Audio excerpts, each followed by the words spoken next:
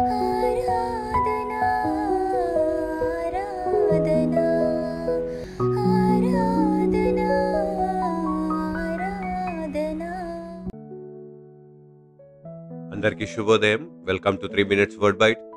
3 నిమిషంల విశ్వాస వాగ్దాన వాక్య ధ్యానంలోనికి మిమ్మల్ని అందరినీ కూడా ప్రభు పేరిట స్వాగతం తెలియజేస్తూ, దయచేసి like, share and subscribe and do share it with your friends. వాక్య ధ్యానాంశము, దేవుని సాక్షులై ఉండుడి.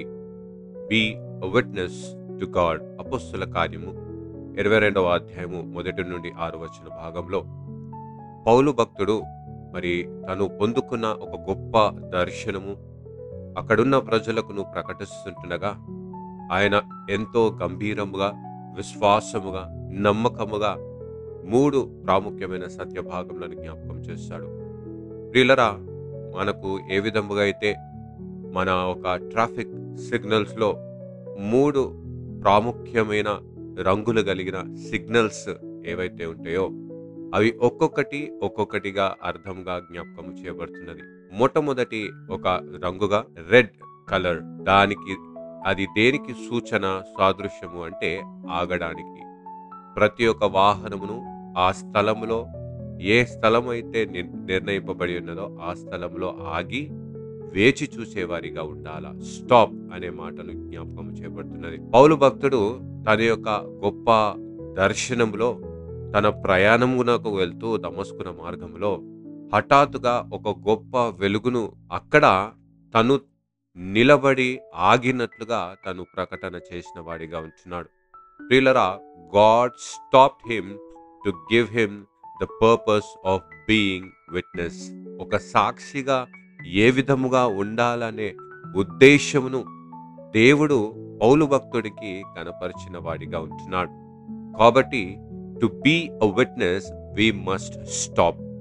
ఒక సాక్షిగా ఉండాలి అంటే నిలకడగా, మౌనముగా ఆయన కొరకు కనిపెట్టుకొనుటూ ఉండవలసిందిగా దేవుని వాక్యం జ్ఞాపకం చేస్తుంది. మోషే అనే గొప్ప నాయకుడు నిర్గమకాండం 14వ అధ్యాయం 13వ వచనంలో వెనుకనేమో ఫరో సైన్యము తరలి వస్తుండగా, ముందు ఏమో ఎర్ర సముద్రమును నిలిచి ఉండగా, ఆ భయము ఆందోళన చెందుతున్న సందర్భంలో అక్కడ మరి మోషే భక్తునికి దేవుడు అందించిన మాట ఏంటి అంటే, నీవు ఊరకనే నిలుచుండి చూడు, రక్షణకరము నేడే కలగబోతున్నది. దేవుని యొక్క రక్షణ నీవు చూసేవాడవై ఉంటున్నావు, కానీ you better stop at the place where you are. ఎక్కడైతే, ఏ స్థితిలో అయితే ఉంటున్నావో అక్కడే ఆగుము అంటూ వాక్యములో జ్ఞాపకం చేయబడుతున్నది.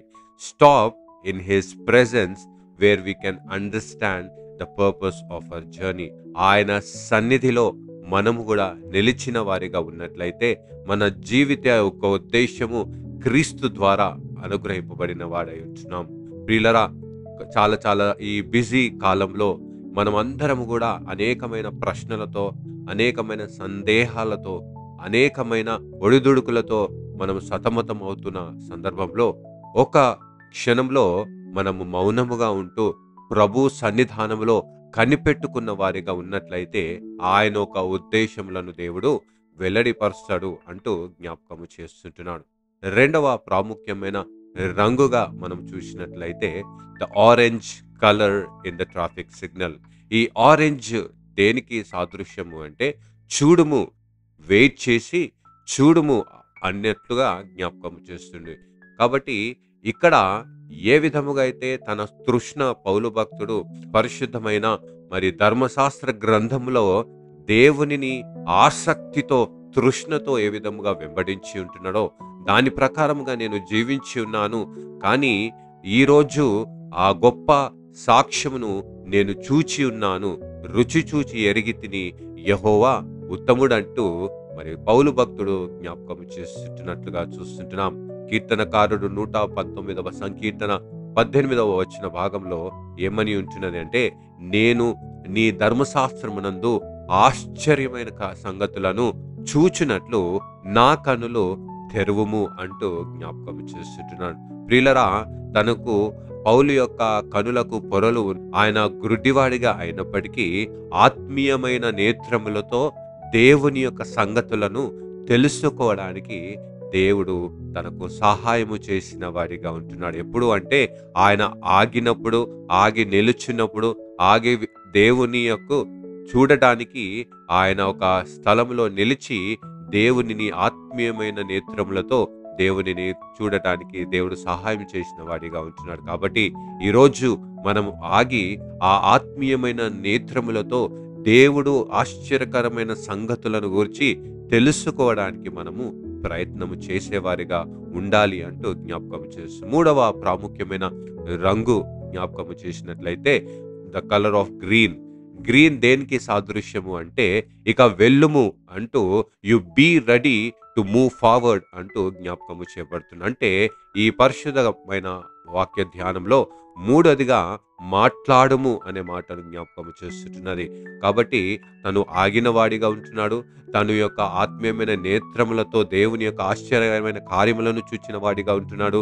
అదే విధముగా ధైర్యముతో, విశ్వాసముతో, గంభీరముగా ఆయన సాక్ష్యమును ప్రకటన చేయువాడిగా పౌలు భక్తుడు అన్నట్టుగా చూస్తుంటున్నాం. లూకా సువార్త 21వ అధ్యాయం 15వ వచనంలో ఏమంటున్నాడంటే, వాక్కును జ్ఞానమును నేను మీకు అనుగ్రహించాను.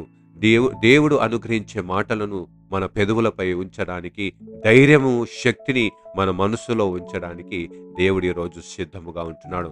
మోషే భక్తుడు ఏ విధముగా అయితే దేవుని యొక్క దర్శనము ఆ మండుచున్న పొదలో పొందుకున్నాడో, వెంటనే ఎక్కడైతే భయముతో పారిపోయిన స్థితిలో నుండి వచ్చిండో అదే పరిస్థితిలో తిరిగి దేవుడు తనను నిలబెట్టి ఆయన గంభీరమైన విమోచన కార్యమును తన ద్వారా ధైర్యముతోనూ విశ్వాసముతోనూ సాక్ష్యముగా జరిగించిన వాడిగా ఉన్నట్లుగా మనము చూస్తుంటాం. కాబట్టి ప్రియులరా, ఈరోజు దేని విషయంలో అయితే భయంతో మనము కృంగిపోయి ఉంటున్నామో, దేని విషయం అయితే చెయ్యలేమా అనే సందేహాలతో మనము వెనుకకు మళ్ళిన వారిగా ఉంటున్నామో, వాటిలో దేవుడు తిరిగి నిన్ను నిలబెట్టి తన సన్నిధి కాంతిని మీపై ఉదయింప చేయడానికి ప్రభువు సిద్ధముగా ఉంటున్నాడు. కాబట్టి let us stop in his presence, let us see his wonders and let us speak with the wisdom of the Holy Spirit. ఆయన సన్నిధానంలో నిల్చుదము, ఆయన ఆశ్చర్యమైన కార్యములను మనం చూచెదము, ఆయన గంభీరమైన సాక్ష్యమును ప్రకటించెదము. అట్టి కృపా త్రియేక దేవుడు మనకు అనుగ్రహించును గాక. ఆమెను ప్రార్థించుదము. మహా గొప్ప కార్యక్రమం కలిగిన మా ప్రియ పరలోకపు తండ్రి యేసు క్రీస్తు ప్రభా, అవును తండ్రి, ఈ యొక్క బిజీ కాలంలో దేవా మేమందరం కూడా పరిగెట్టే వారిగా ఉంటున్నాం.